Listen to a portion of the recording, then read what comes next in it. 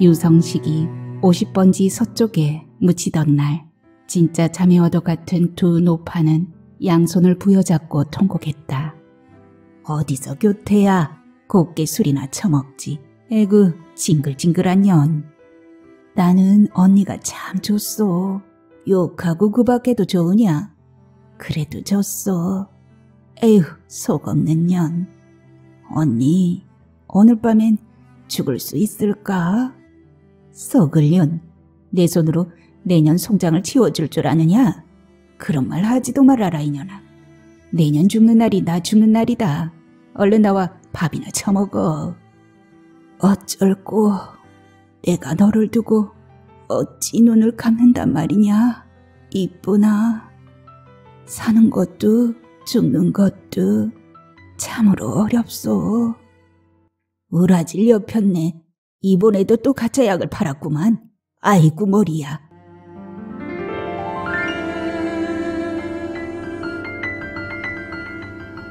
안녕하세요. 하루하루 소리를 담다 하소담입니다.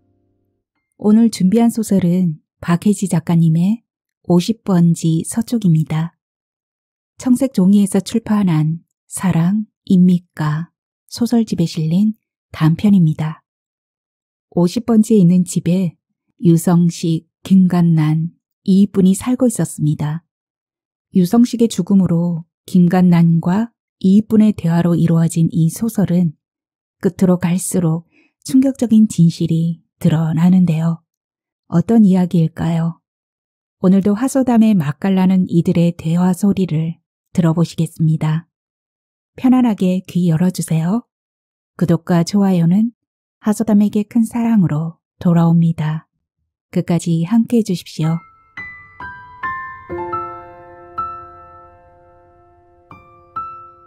(50번지) 서쪽 박혜지. 50번지에는 한 명의 노인과 두 명의 노파가 살고 있었다. 한 명의 노파는 한 명의 노인을 여보라 명명했다. 또 다른 한 명의 노파는 한 명의 노인을 아빠라 불렀다. 그리고 이 노파는 다른 한 명의 노파에게 언니라고 했다. 당연하게도 언니라 불린 노파는 또 다른 노파를 동생이라 불렀다. 한 명의 노인은 한 명의 노파에게는 당신이라고 했고 또 다른 한 명의 노파에게는 이쁜이라고 했다. 여보이기도 하고 아빠이기도 한 노인이 이쁜이이기도 하고 동생이기도 한 노파를 이쁜이라 부를 때마다 당신이기도 하고 언니이기도 한 한 명의 노파는 이를 뿌득뿌득 갈았다. 이건 옛날 이야기이기도 하고 아니기도 하다. 얼핏 보면 대단히 복잡한 것 같은 이들의 관계를 도식적으로 설명하면 간단하기 이를 데 없지만 이건 옛날 이야기이기도 하고 아니기도 하기 때문에 이들의 관계가 간단히 정의되어야 할 하등의 이유가 없다. 다만 앞으로 펼쳐질 이야기에 대한 독자의 편의를 고려하여 그들에게 이름을 부여한다. 그렇지만 이 이름들은 모두 가명이다.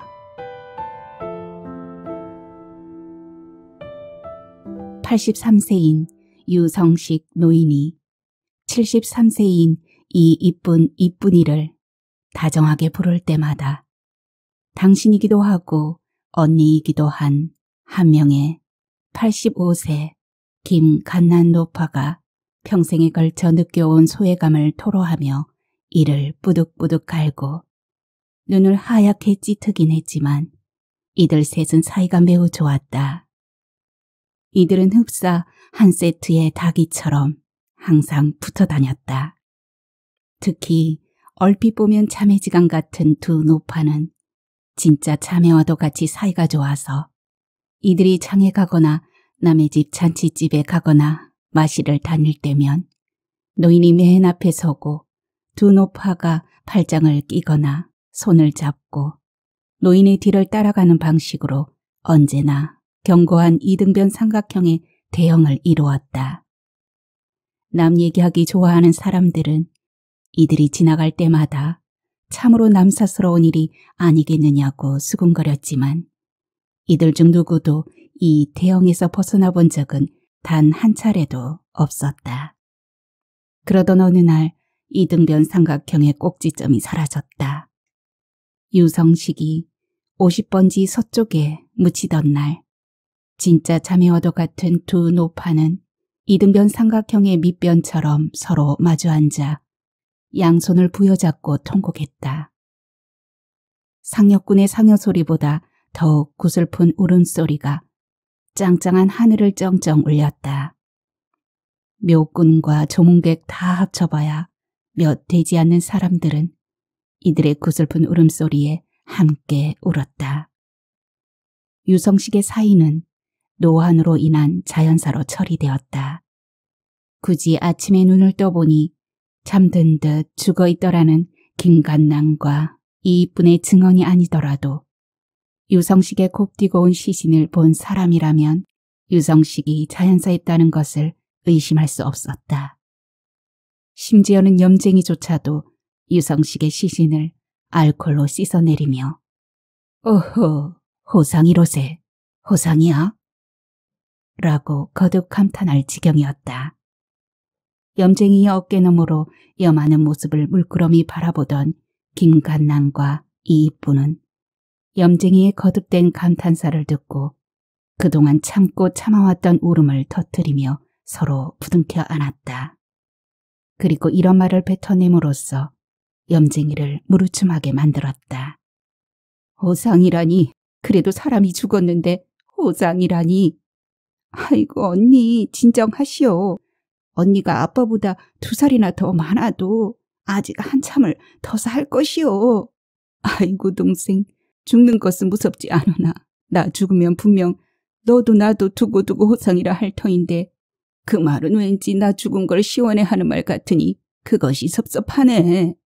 아이고 언니, 원통하고 원통하오. 그런 말씀 아예 마오. 염쟁이는 이 두 노파가 죽은 사람을 애도하느라 우는 건지 미구에 닥칠 자신들의 죽음이 슬퍼 우는 건지 도무지 헛갈렸으나 상갓집에서 곡소리 나는 것이야 자연스러운 일이었으므로 울음 속에 섞여든 이들의 넋두리를 묵묵히 견뎌내었다. 다 끝났습니다. 그런데 염을 끝낸 염쟁이가 뭔가 할 말이 더 남았다는 듯 머뭇거렸다. 염쟁이에게 돈을 건네던 김간나는 곤혹스러운 표정으로 이이쁜을 바라보았다. 돈이 부족하시오? 염쟁이의 눈치를 살피는 이이쁜의 목소리가 떨렸다. 그게 아니라 아무리 봐도 호상입니다. 이런 말은 좀 상황에 안 맞는 말이지만 아주 좋은 일입니다. 그럼요. 고인의 시신이 저렇게 고우니 이 집은 3대가 복 받을 겁니다. 3대가 뭐예요? 5대가 복을 받을 겁니다. 아무렴요. 그리고 염값은 부조하는 셈치고 받지 않겠습니다. 염쟁이가 돈이 든 봉투를 내밀자 김간남과 이이쁜은 다시 서로를 부둥켜 안으며 큰 소리로 통곡했다. 염쟁이는 또다시 마구 헛갈리기 시작했는데 이들의 울음이 자신의 덕담 때문인지 다시 내민 봉투 때문인지 아니면 노인의 죽음 자체가 슬펐기 때문인지 도저히 알 수 없었기 때문이었다. 이들의 울음 앞에서 난감해진 염쟁이는 따가운 콜라를 벌컥벌컥 들이켜고는 서둘러 대문을 나섰다. 대문을 나선 염쟁이는 자신의 뒷머리를 벅벅 긁으며 이렇게 중얼거렸다. 참 이상한 자매야.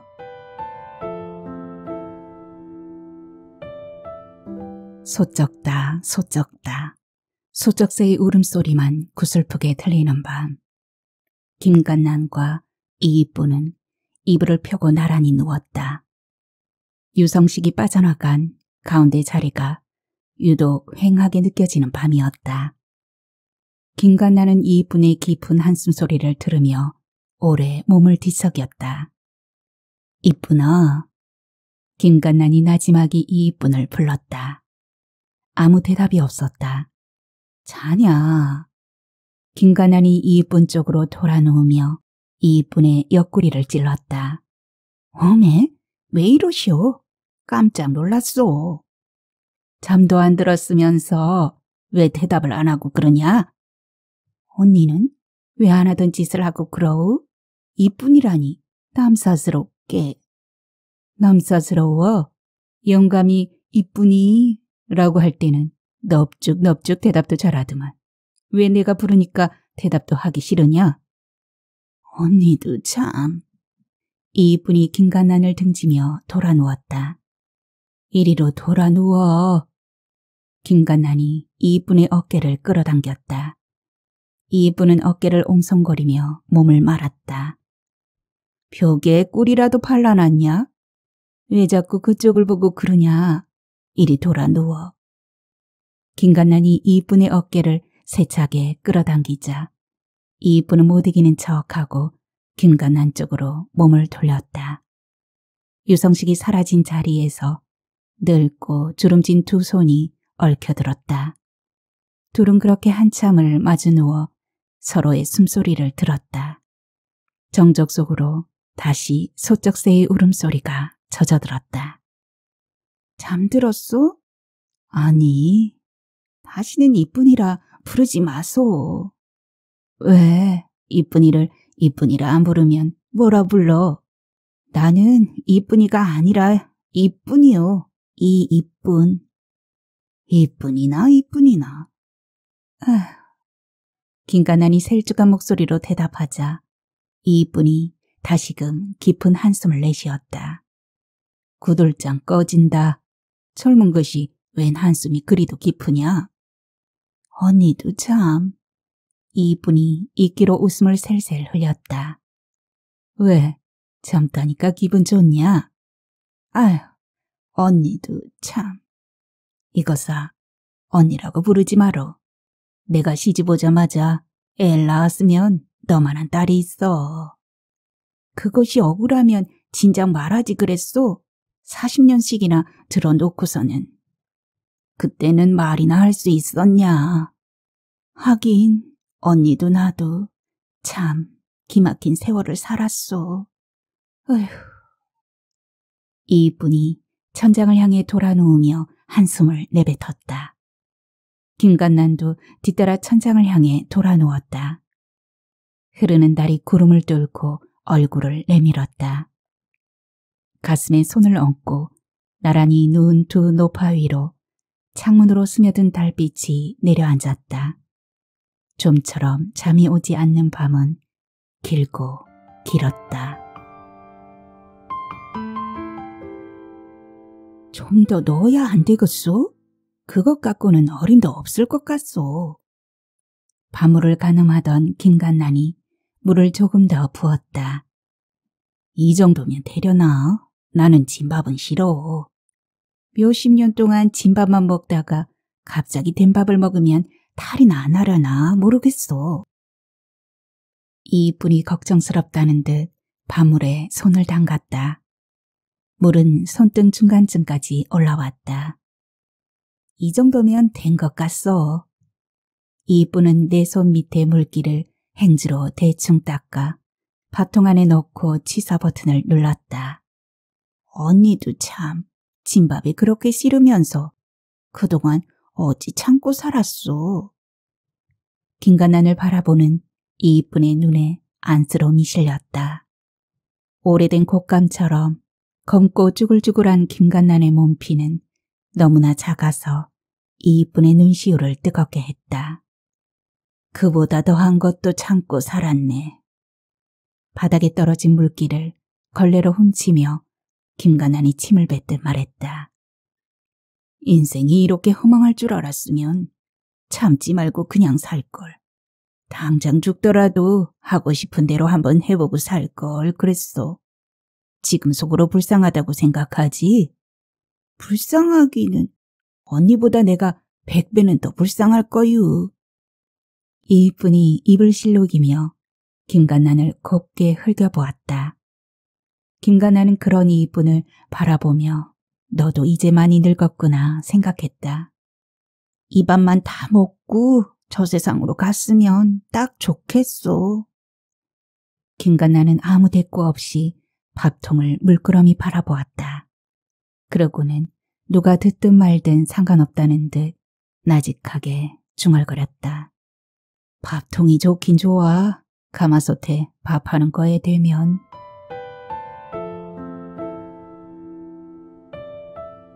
(50번지) 서쪽 유성식의 묘를 등지고 두 여인이 나란히 앉았다. 성묘라도 마쳤는지 묘 앞에 깔아놓은 돗자리 위에는 사과, 배, 북어포 따위가 아무렇게나 뒹굴고 있었다. 참 곱네 고와. 이런 날 죽으면 딱 좋겠네. 김간나는 서쪽 하늘에 번진 노을을 바라보며 혼자 말처럼 읊조렸다. 이이분은 소주잔을 쭉 소리가 나게 들이키고는 김간난에게 내밀었다. 김간난이 이이분을 돌아보며 소주잔을 받아들자 이이분이 소주병을 들이밀고는 잔이 철철 넘치도록 술을 따랐다. 취했냐? 잔에 든 소주를 찔끔 마시고 김간난이 이이분에게 말했다. 몸을 외롭고고 이이분이 웃었다. 김간난이 술을 쭉 들이키고 한 손으로는 입가를 훔치고 다른 한 손으로는 이이분에게 잔을 내밀며 퉁을 주었다. 어디서 교태야? 곱게 술이나 처먹지. 에구, 징글징글한 년. 이이분이 술잔을 받아들며 다시 헤헤 웃었다. 이이분이 웃을 때마다 넘칠 듯 잔이 출렁였다. 잠시 후 이이분의 웃음을 멈추자 술잔의 흔들림도 멎었다. 고요해진 술잔을 물끄러미 바라보던 이이분은 잔을 바닥에 내려놓고 김간난의 무릎에 머리를 기댔다. 나는 언니가 참 좋소. 뭐가 좋으냐? 그냥 좋소. 욕하고 구박해도 좋으냐? 그래도 좋소. 에휴, 속 없는 년. 김간나는 자신의 무릎에 기댄 이이분의 머리를 가만가만 쓸어내렸다. 노을 속으로 검은 새 한 마리가 잠겨들었다. 그때까지도 이이분의 머리를 쓰다듬던 김간난이 꿈꾸듯 말했다. 저 새는 어디로 가는 걸까? 고요한 정적 속으로 바람 한 줄기가 지나갔다. 자냐? 아니요. 그런데 왜 아무 대꾸가 없어? 언니는 내가 제일 미웠던 때가 언제였어? 뜬금없기는. 네가 미운 때가 한시라도 있었겠냐? 그래도 제일 미울 때가 있었을 것 아니오. 김간나는 눈을 들어 먼 하늘을 올려다보았다. 붉은 노을 사이로 검은 기운이 스며들고 있었다. 고운 곳도 한때라 김간나는 이이분이 하얗게 센 머리카락을 내려다보며 이이분이 제일 미웠던 때를 떠올려 보았다. 그러나 아무리 생각해도 그때가 언제였는지 생각나지 않았다. 그래서 김간나는 대충 아무렇게나 말해버렸다. 동생이 영감탱이를 따라 들어올 때가 제일 미웠지. 그럼 내가 제일 좋았던 때는 언제였어? 썩을 년. 내년이 좋을 때가 한시라도 있었겠냐? 그래도 조금이라도 좋을 때가 있었을 것 아니오. 김간나는 이번 물음에는 어떻게 대답해야 할지 이미 알고 있었다. 그러나 그 말을 참아 입 밖에 낼 수 없다고 생각했다. 김간난이 한참 동안 대답을 안자 이이분이 김간난의 무릎에서 고개를 들고 김간난을 뚫어져라 쳐다보았다. 김간난은 눈을 내리깔았다. 개미 한 마리가 바닥을 바쁘게 기어가고 있었다. 참말로 좋을 때가 한 번도 없었소? 그랬소? 이이분이 떼쓰는 아이처럼 김간난의 무릎을 잡고 흔들었다. 김간난이 주름진 양손을 들어 그런 이이분의 머리카락을 자꾸 귀 뒤로 쓸어넘겼다. 말해보소. 참말로 한 번도 없었소? 이분의 눈매가 젖어들자 김간나는 당황하여 어쩔 줄을 몰랐다. 언니는 그런 마음이었구만요. 그런 마음으로 나를 대하고 여태까지 살아왔구만요. 이분의 눈에서 눈물이 후두둑 떨어졌다. 김간난의 마음이 바빠졌다. 아닐세 아니야. 나는 동생이 영감태기를 따라 들어올 때가 제일 미웠고 또 그때가 제일 좋았네. 이분이 김간난의 무릎에 다시 머리를 기대자 김간난의 몸빼 무릎께까지 흠뻑 젖어들었다. 사람이 늙으면 반귀신이 된다더만 동생이 그만 그리 되어버렸네. 언니, 오늘 밤엔 죽을 수 있을까? 오늘 밤이라 죽기엔 참말로 좋은 날이구나.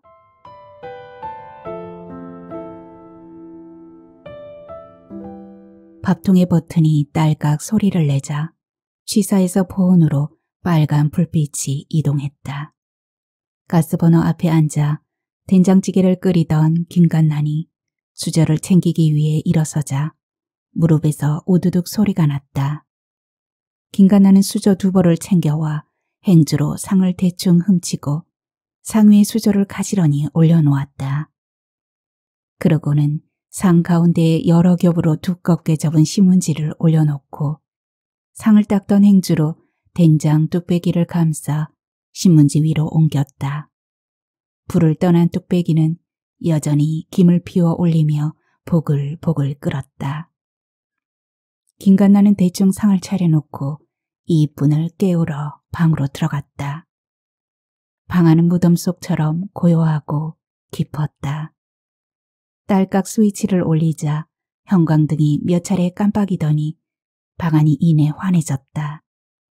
하얗게 바랜 사물들 속에서 가슴에 손을 얹고 천장을 향해 똑바로 누워있는 이분의 형상이 또렷이 떠올랐다. 일어나 밥 먹어. 평소 잠기가 밝던 이분에게서 아무런 기척이 없자 김간난의 가슴이 덜컥 내려앉았다. 후들후들 떨리는 다리로 이분에게 다가간 김간난이 이분 곁에 쪼그려 앉았다. 그러고는 집게 손가락을 펴 이분의 코 밑에 대보았다. 숨결이 느껴졌다. 김간난은 무너지듯 바닥에 주저앉아 잠든 이분을 세차게 흔들었다. 일어나. 깨진 독에 물 붓듯이 술을 처먹더니 죽은 듯 자빠졌네. 아이고 가슴이야. 얼른 안 일어나. 천천히 눈을 뜬 이분이 김간난을 말똥이 올려다보았다. 여기가 어딘 줄은 아는가? 김간난이 이분을 매섭게 쏘아보며 묻자 이분이 피식 웃었다. 웃음이 나와? 또 송장 칠까봐 시겁했소? 이분이 부스스 일어나며 산발한 머리를 가지런히 매만졌다. 김간난이 이분의 등짝을 세차게 내리쳤다. 썩을 년, 내 손으로 내년 송장을 치워줄 줄 아느냐? 아유 놀래라. 진짜 죽을 뻔했소. 그런 말 하지도 말아라 이년아. 내년 죽는 날이 나 죽는 날이다. 얼른 나와 밥이나 처먹어. 김간난이 자신이 먹던 숟가락으로 깨작깨작 손을 놀리는 이분의 손등을 힘껏 후려쳤다. 복 달아난다. 언니도 참 말로 하면 될 것을 꼭 그렇게 때려야 속이 시원하겠소. 푹푹 퍼먹어 곱게 죽으려면. 김간난이 이분의 밥 위에 소고기 장조림을 올려놓고 자기 밥 먹는 걸 잘 보라는 듯 크게 한술 떴다. 김간난의 입속으로 밥숟가락이 들어가는 것을 지켜보던 이분이 자기도 한술 크게 떠 입안으로 밀어넣었다. 그러나 몇 번 씹지도 않아 밥알이 목에 걸려 캣캣 기침을 토하고 말았다. 그런 이분을 못마땅하게 바라보던 김간난이 대접에 물을 따라 이분에게 내밀었다. 밥맛 없으면 물이라도 말아 먹어. 기침을 하느라 얼굴이 벌개진 이분이 입을 막고 있던 손을 내밀어 물대접을 받았다. 물을 몇 모금 들이켰는데도 기침이 멈추지 않자 김간난이 앉은 걸음으로 이쁜의 등 뒤로 다가가 등을 쿵쿵 두들겼다. 에구, 이러다 정말 사람 잡겠네. 이제 됐소. 기침이 진정되자 이쁜이 눈가에 맺힌 눈물을 닦아내며 말했다. 다시 앉은 걸음으로 제자리로 돌아온 김간난은 아무 말 없이 전보다 더 맹렬한 기세로 숟가락질을 했다. 김간난의 노여움이 고스란히 전해져서 이쁜은 미안하고 속이 상했다. 언니, 밥 먹는 게 꼭 그때 갔어. 숟가락질이 멈칫했으나 김간난은 이쁜을 쳐다보지 않았다. 나 처음으로 오던 날 말이요. 그때도 이렇게 밥을 먹었다니까요. 언니는 밥을 먹는 게 아니라 꼭 싸움을 하는 것 같았소. 고리짝 얘기는 꺼내서 뭐해. 얼른 밥이나 먹지. 미안해서 그래요. 미안해서. 언니한테는 참 못할 짓을 했어 내가. 그게 어디 내년 탓이더냐. 시끄럽다.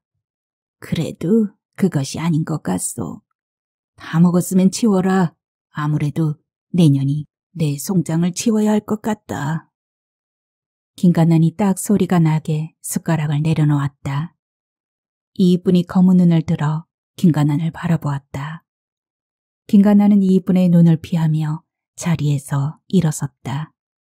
일어서는 김간난의 몸에서 우드득 우드득 소리가 났다. 김간난이 꽝 소리를 내며 방문을 닫고 들어가자 혼자 덩그러니 남은 이쁜의 눈에서 눈물이 쏟아졌다. 이쁜은 상위에 놓인 숟가락을 들어 된장에 밥을 비볐다. 눈물은 멈출 줄 모르고 한술 또 한술 억지로 밀어넣는 밥은 짜디 짰다. 언니든 나든 우리 중에 누구 하나라도 어린애를 낳았으면 어찌 되었을까? 김간난이 끙 소리를 내며 벽 쪽으로 돌아누웠다. 그런 쓸데없는 말은 듣기도 싫다는 투였다. 거기에 아랑 것 없이 이쁜은 다시 입을 열었다. 아무래도 영감탱이가 불구였지 싶소. 나야 시집가자마자 청산가부가 되어서 내 몸이 어떤지 알 수 없었지만 언니까지 그런 걸 보면 괜히 언니 마음고생만 시켰소. 김간난이 다시 한번 끙 소리를 내며 이불을 끌어당겨 머리 위까지 덮었었다. 이쁜은 이불을 빼앗긴 채 똑바로 누워 다시금 말을 이어가기 시작했다. 영감 욕심에 가부 하나 더 드리는 건 일도 아니었을 텐데 어찌 안 그랬는지 모르겠소. 김간난이 덮었었던 이불을 획 걷어치우며 벌떡 일어나 앉았다. 이쁜을 노려보는 김간난의 눈빛이 어둠 속에서 번뜩였다. 벼룩이도 낯짝이 있는 법인데 인간의 탈을 쓰고서야 어찌 그런 짓을 또 하겠느냐. 김간난의 서슬에 이쁜이 움찔했다. 망할 놈의 영감탱이. 집에 들이지만 않았지. 여자가 어디 너하고 나 둘뿐이었겠느냐. 동생이야 호적에도 못 오른 처지라 상관없이 지냈을지 몰라도 나는 평생을 영감탱이를 원수로 대하고 살았다. 여자를 그렇게 숱하게 올려놓고 그 죄를 다 어찌하려고. 나도 다 알고 있소. 나라고 왜 상관이 없었겠소. 그래도 제명에 못 죽게 한 건. 그만하면 많이 살았다. 염쟁이도 연방 호상이라고 하지 않더냐. 그래도 그게 아닌 것 같소. 늙은 놈이 더 살아봐야 죄밖에 더 짓겠느냐. 김간난은 퉁명스럽게 쏘아붙이고 이불을 끌어당겨 누워있는 이쁜의 몸을 꼼꼼히 여며주었다. 가만히 누워 김간난의 손길을 받고 있던 이쁜의 이불 밖으로 손을 내밀어 슬며시 김간난의 손을 잡았다. 김간난은 말없이 이쁜의 손등위에 잡히지 않은 다른 쪽 손을 얹혀놓고 가만가만 쓸어내렸다. 어쩔꼬 내가 너를 두고 어찌 눈을 감는단 말이냐. 이쁘나. 이쁜이 손을 빼고 일어나 앉았다. 그러고는 김간난의 작은 몸피를 껴안고 김간난의 귓가에 나직이 속삭였다. 혼자서는 못 가오. 언니 죽는 날이 내가 죽는 날이오. 나는 언니랑 한날 한시에 눈을 감을 것이오. 꼭 그럴 것이오. 김간난이 깊은 한숨을 쉬었다. 그리고 무겁게 입을 열었다. 날이 너무 길다. 내일 아침밥에다가 그걸 다 털어 넣어라. 멀리서 들리던 소쩍새 울음소리가 그쳤다. 창문에 비치는 나무 그림자가 떨렸다. 달빛이 구름 속으로 잠겨들고 방 안엔 어둠이 짙게 내려앉았다. 이분이 김간난을 껴안은 팔에 힘을 주자 김간난이 부르르 몸을 떨었다. 이분은 김간난의 등을 가만가만 쓸어내리며 김간난의 몸에서 우두둑 우두둑 세월이 빠져나가는 소리가 들리는 것 같다고 생각했다. 이윽고 이웃분이 김간난을 껴안았던 팔을 풀며 말했다. 알았소. 좋은 생각인 것 같소. 어느덧 시간은 여름을 지나 가을로 접어들었다. 빗물에 패어 생긴 웅덩이를 군데군데 안고 있는 50번지 마당에도 가을이 왔다. 삐죽삐죽 솟은 차풀 사이 얕은 웅덩이 위로 파란 하늘이 비쳤다. 빨간 고추잠자리 한 마리가 웅덩이의 수면을 스치듯 날아 마당 한가운데를 가로지르는 빨랫줄 위에 내려앉아 날개를 씌웠다. 원래는 주황색이었을 이제는 허옇게 빛이 바랜 빨랫줄의 가운데쯤 바지랑대가 쓰러질 듯 위태하게 고여 있었다. 청명한 가을바람 한 줄기가 굳게 잠긴 50번지 현관문의 자물쇠를 어루만지고 사라졌다. 김간난과 이이쁘는 50번지 서쪽 유성식의 묘지를 등지고 나란히 앉아 산 아래 신장로를 느릿느릿 기어가는 경운기 한 대를 바라보고 있었다. 유성식의 묘지를 꼭지점으로 이들의 대형은 완벽한 이등변 삼각형을 이루었다. 날도 참 좋아. 이런 날 죽으면 딱 좋겠네. 누렇게 익은 가을 들판을 바라보며 김간난이 나지막이 읊조렸다. 이이쁘는 막걸리가 든 잔을 벌컥벌컥 소리나게 들이켜고는 김간난에게 빈잔을 내밀었다. 쭉 시원하게 한 잔 들이키소. 이것만 다 먹으면 진짜로 죽을 수 있을 것이오. 이번 건 진짜라고 어떻게 믿어? 에이, 우라질려 폈네. 그래도 영감이 제명해 갔으니 얼마나 다행이오. 김간난이 이분을 하얗게 흘기고는 손에 든 막걸리를 쭉 들이켰다. 꺽 길게 트림을 한 김간난이 빈 막걸리 잔을 발치에 내동댕이 치며 나무라듯 이분에게 말했다. 동생은 그게 문제야. 뭐 하나 똑 부러진 게 없이 이래도 흥 저래도 흥. 그저 좋은 게 좋은 거지. 나는 영감탱이가 제명대로 살다가 스스로 죽었다고 생각하면 분해서 이가 부득부득 깔리네. 그 우라질려 편내만 아니었으면 이 손으로 영감탱이 목이라도 졸랐을 것인데. 김간난의 입에서 거침없이 튄 침방울이 이이쁜의 얼굴에 점점이 맺혔는데도 이이쁜은 닦을 생각을 하지 않고 실실 웃고만 있었다. 썩을년 교태는 내년이 영감탱이 밥에다가 야간 섞은 거 내 다 알아. 이이쁜이 뚝 웃음을 멈춘 채 눈을 동그랗게 떴다. 걱정할 거 없어. 그래서 내가 2배로 넣었으니까. 이제 와서 생각하면 다 소용없는 일이었지만. 김간나는 유성식의 묘지 쪽을 흘끔 일별하고는 막걸리 잔을 가득 채워 쭉 들이켰다. 다시 한번 그 긴 트림을 한 김간나는 이분의 등짝을 철썩 내리치며 말했다. 썩을 년, 내년하고 나하고 한날 한시에 죽어도 저승에서는 못 만나. 내년엔 천당 가고 나는 지옥으로 떨어질 테니. 언니도 참 뭐 그런 말이 다 있어.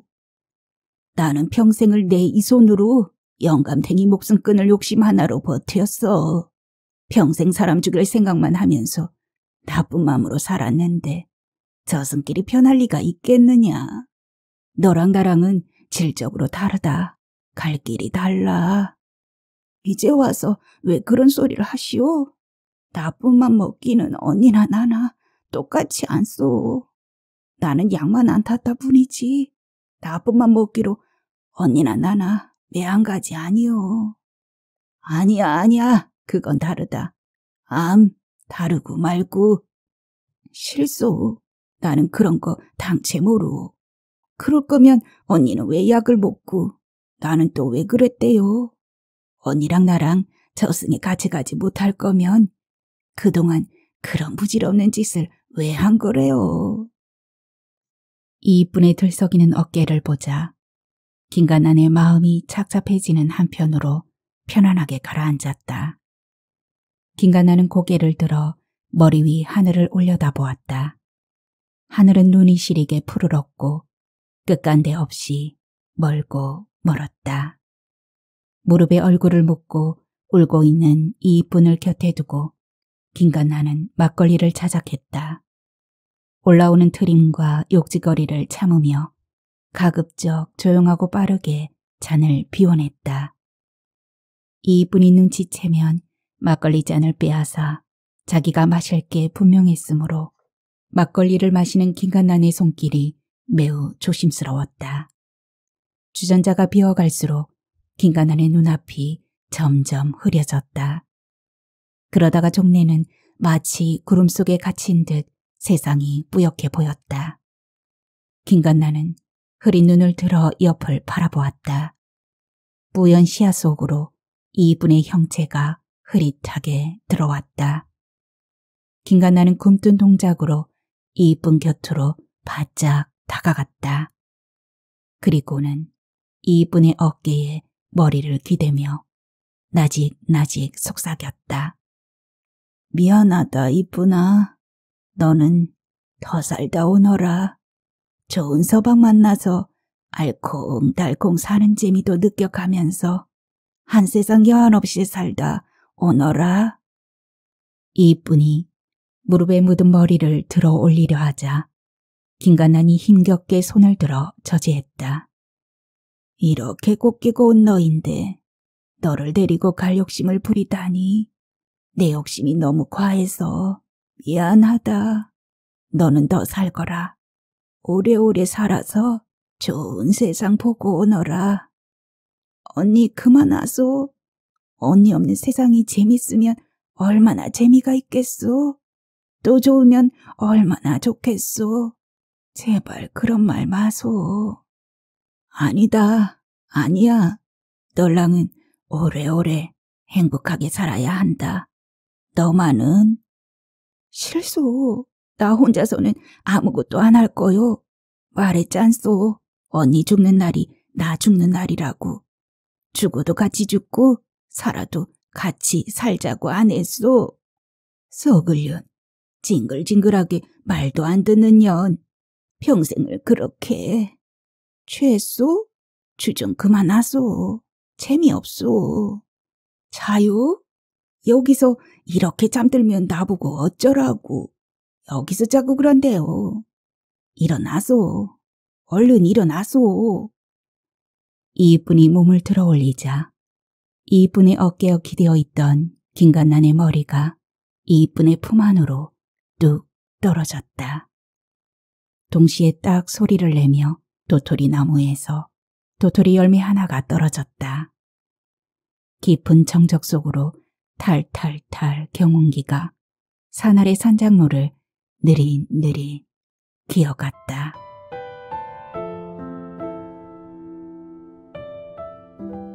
깼소? 어떻게 된 거냐? 아이고, 말도 마소. 잠든 사람 둘러오고 오느라 10년은 감수했소. 정신이 덜 든 채 산발한 머리를 이고 앉아있는 김간난을 측은하게 바라보며 이분이 말했다. 김간난이 숨을 내쉴 때마다 술 냄새가 풀풀 풍겼다. 이분이 과장된 몸짓으로 코를 싸지며 김간난 곁으로 바투 다가앉았다. 어쩌자고 그 술을 혼자 다 마셨소? 다 마시고 혼자 죽으려고 그랬소? 이분의 어조에 섭섭함이 실렸다. 우라질 엿폈네.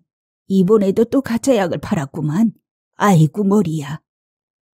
김간난이 흩어진 머리를 감싸지고 자리에 다시 누우며 내뱉었다. 일어난 김에 저녁이나 들고 주무시오. 속도 많이 쓰릴 텐데. 일 없다. 하루 3끼 꼬박꼬박 먹는 밥 한 끼쯤 거른다고 대수더냐. 어차피 죽지도 못할 거. 김간난이 이마에 팔을 얹고 눈을 감자 이분이 조용히 일어섰다. 발소리를 죽여 살금살금 방에서 나온 이분이 조용히 문을 닫고 참았던 숨을 몰아쉬며 내까렸다. 사는 것도 죽는 것도 참으로 어렵소. 밥통에 버튼이 딸깍 소리를 내자 지사에서 보온으로 빨간 불빛이 이동했다. 하루에는 또 저물고 밥통에서는 새밥이 익었다. 이분은 밥통 앞에 주저앉아 증기 배출구에서 모락모락 올라오는 하얀 김을 바라보며 나직하게 중얼거렸다. 밥통이 좋긴 좋아. 가마솥에 밥하는 거에 대면. 50번지 서쪽에는 유성식이 잠들었고 50번지 안방에는 김간난이 잠든 척 누워있으며 50번지 부엌에는 이분이 앉아서 밥통에서 올라오는 김을 물끄러미 바라보고 있었다. 하늘에서 조망한 이들의 대형은 완벽한 2등 삼각형의 형태를 이루고 있었다. 다시 한번 말하지만 이것은 옛날 이야기이기도 하고 아니기도 하다.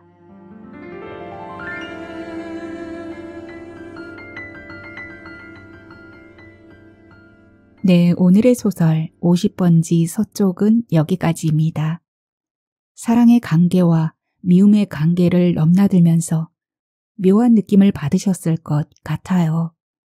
유성식의 상실이라는 공통점에서 김간난과 이분의 새로운 사랑을 보셨을 겁니다. 사랑은 때로 미움으로, 미움은 때로 사랑으로 전환되는 것을 잘 보여준 소설이었습니다. 이제 헤어질 시간이네요.